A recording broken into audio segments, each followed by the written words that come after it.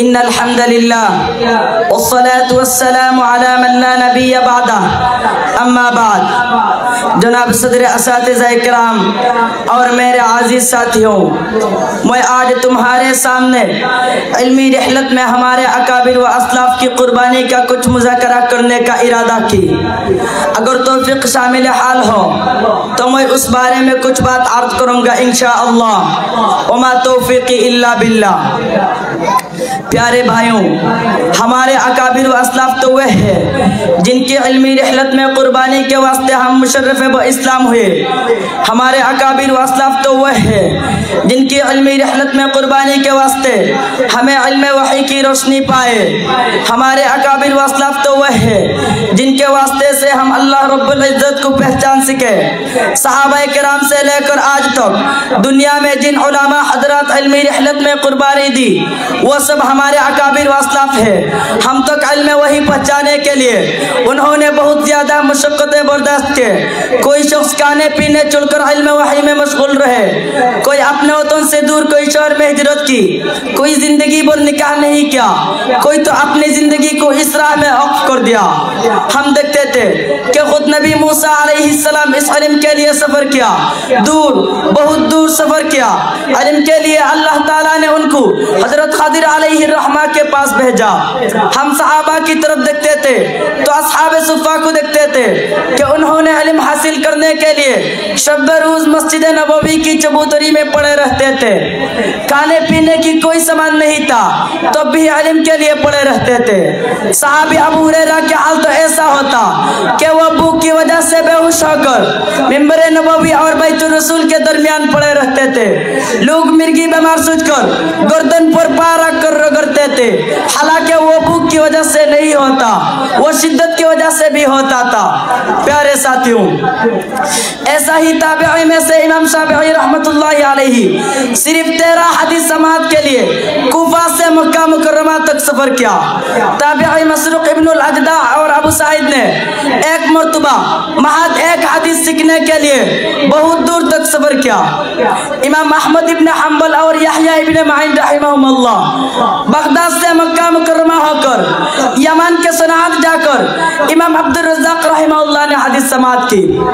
پیارے ساتھیوں، امام بخاری رحمت اللہ علیہ طلب حدیث کے لیے بلخ، نشاپور، واسط، بصرہ، کوفہ، بغداد، مکہ، مدینہ، مصر، عسقلان وغیرہ شہروں کی سفر کیا، جس کی مسافت مؤخرین نے تقریباً 14,000 کلومیٹر بتایا۔ یعنی امام بخاری رحمت اللہ علیہ طلب حدیث کے لیے 14,000 کلومیٹر سفر کیا۔ پیارے ساتھیوں، ہم دیکھتے تھے کہ حضرت جابر ابن عبداللہ کے بارے میں مروی ہے کہ انہوں نے صرف ایک حدیث کے لیے 1 مہینہ کا راستہ سفر کر کے حضرت عبداللہ ابن انیس رضی اللہ عنہ کے پاس گیا تھا۔ تابعی ابو کلابہ کہتے ہیں ایک مرتبہ میں نے 3 دن مدینہ منورہ میں ایک شخص کا انتظار کی جس کے بارے میں مجھے خبر ملی کہ ان کے پاس رسول صلی اللہ علیہ وسلم کا ایک حدیث ہے۔ 3 دن کے بعد جب وہ شخص مدینہ پہنچے تب میں ان کے پاس جا کر وہ ایک حدیث سماعت کی۔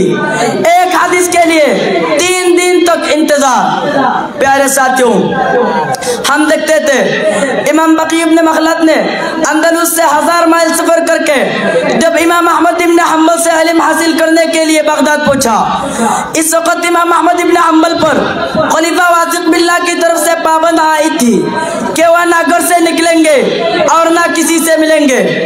بقی ابن مخلد نے امام احمد کے ساتھ بات کر کے یہ حیلہ تجویز کیا کہ میں ہر روز آپ کے پاس فقیرانہ لباس میں آیا کروں گا، دروازہ ٹکٹکاؤں گا اور صدقہ طلب کروں گا۔